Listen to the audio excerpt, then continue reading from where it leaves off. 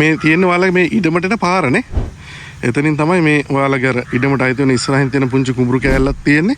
මේ කුඹුරු කොටසෙන් පිටිපස්සට වෙද්දී අර ගේට් එකත් එක්ක ඔයාලගේ ඉඩම ඇතුළට යන්න ඒ කෑල්ල තියෙනවා. එතනින් පිටිපස්සේ කුඹුරු අක්කරයක් වෙනම තියෙනවා. ඒ විදිහට තමයි තියෙන්නේ. මේ වටපිටාව ඇත්තටම කියන්නේ සුන්දර වටපිටාවක්. අර පදිංචියට ගියක් හදාගන්න බලන කෙනෙකුට වටින ඉඩමක් තමයි මේ ඉඩම. වටපිටේ ගෙවල් තියෙනවා. මේ පැත්තේ සාමාන්‍යයෙන් ගැටලුවක් නැහැ, කිසිම කරදරයක් නැහැ. ඕන භෝගයක් බවභෝගයක් හදන්න පුළුවන්. ඉඟුරු කහ වගේ දේවල් උනත් අතුරු භෝගයක් විදිහට දාන්න පුළුවන් නේද? තියෙන ඔයාලගේ විකුණන්න තියෙන ඉඩම නේද? මේ තියෙන ගේට් එක. එතකොට මේ එන පාර තමයි අපිට පේන්නේ. එතකොට මේ ඉස්සරහින් තියෙන වෙල්ලෑයත් මේ ඉඩමට අයිති කෑල්ලක්ද? මේ පොඩි කෑල්ලක් තියෙන්නේ ඉඩමට අයිතිනේ.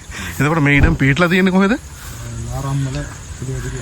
නාරම්මල කුලියාපිටිය අතර මොකද්ද කියනවා කියන නම මේ පැත්තට? දංගොල්ල. එතකොට මේකේ ඔයාලගේ ගොඩ අක්කර දෙකක්ද තියෙනවා කියන්නේ? ගොඩ අක්කර දෙකයි පිටිපස්සෙන් කුඹුරු අක්කරයක් තියෙනවා කිව්වා. මේ එතකොට මේකේ තියෙන්නේ සින්න අක්කර උප්පු නේද? සින්න අක්කර උප්පු තියෙන්නේ. ඔයාලගේ එතකොට මේකේ මේ ළඟම ටවුන් ඒරියා එක මොකද්ද? නාරම්මල ටවුන් එක. නාරම්මල ටවුන් එකට කොච්චර දුරද තියෙන්නේ? කිලෝමීටර් 5ක් වගේ තියෙන්නේ. එතකොට විනාඩි 5-10ක් වගේ කාල සීමාවදී ඒ ටවුන් එකට යන්න පුළුවන් නේද? මේ ඒ කියන්නේ පහසුකම් තියෙන හොඳ ටවුන් එකක් තමයි නාරම්මල ටවුන් එක. එතකොට මේකේ ගොඩ අක්කර දෙකයි මඩින් ඒ කියන්නේ මේ තියෙන කුඹුරු අක්කරය. එතකොට මේ ඔක්කොගෙම ඒ කියන්නේ ප්‍රමාණය අක්කර 3ක්. මේකේ සම්පූර්ණ මිල ඔයාලා කියන්නේ කීයද සින්න අක්කර උප්පු තියෙන මේ ඉඩමේ? 1,35 ලක්ෂයක් නේද?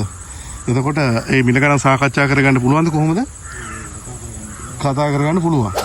මේ මිල ගණන් එතකොට කතා කරගන්න පුළුවන්. එතකොට දැන්ට මේකේ සාමාන්‍ය උස පොල් ගස් තියෙන්නේ. ඔයාලා දැන් මේකේ පොල් මුරයකට පොල් ගෙඩි කීයද කඩනවා කියලා සාමාන්‍යයෙන්?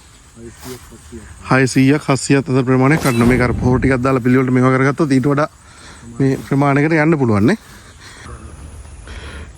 මේක මේ වෙනම කොස් ගස් කීපයකුත් තියෙනවානේ. කොස් තියෙනවා, අඹ තියෙනවා. ඊට පස්සේ පොල් වලට අමතරව ඒ කියන්නේ තේක්ක ඒවයි ගස් කීපයකුත් තියෙනවානේ.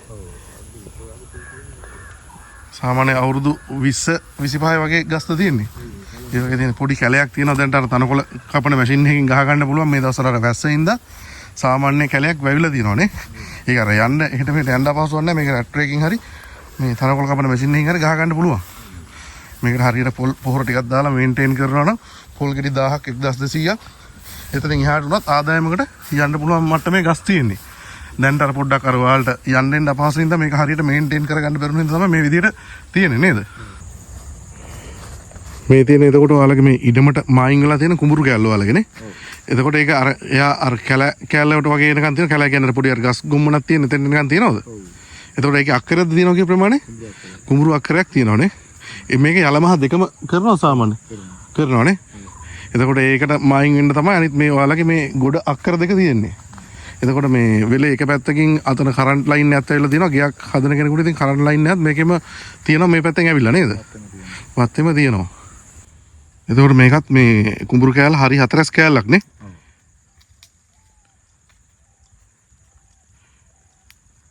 අර පිටිපස්සේ තිබ්බ වෙල්ලෑයට මායින් වෙන කෑල්ලේ ගියක් සාමාන්‍යයෙන් හැදුවොත් එහෙම නිකන් නිදහසේ නිස්කලංකව ඉන්න පුළුවන්. ඒ පරිසරය ඇත්තටම කියන්නේ අර සුන්දර වටපිටාවක් තියෙන්නේ නේ. ඒතර කරන්ට් ලයින් එකත් එහෙන් තමයි ඇවිල්ලා තියෙන්නේ. මේ වටපිටාව එහෙම ගැටලුවක් නැහැ. සාමාන්‍ය පදිංචියට සුදුසු වටපිටාවක් තියෙන්නේ. මේ සාමාන්‍ය ටවුන් වලටත් ළඟයි. ලොකු දුරක් නැහැ. සාමාන්‍ය විනාඩි 10න් 15න් වගේ යන්න පුළුවන්.